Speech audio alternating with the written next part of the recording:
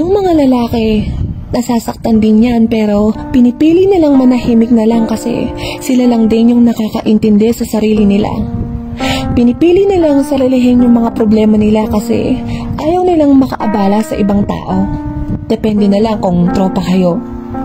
Nagsiselos yan, naiinggit din, pero never mong makikita sa panlabas na anyo nila yan kasi magaling silang magpretend. Magaling magtago ng nararamdaman. Kaya kung sa tingin nyong lalaki lang sila at hindi nasasaktan, mali kayo dun. May kahinaan din sila. Hindi lang sila showy na tao pero napaka-soft-hearted din.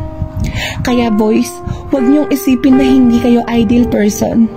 You're handsome as you are. Huwag niyong i-down yung sarili niyo. Napakahalaga niyo. At higit sa lahat, saludo ako dahil matatag kayo sa mga bagay na pinangahawakan niyo. Kaya, smile ka na ha.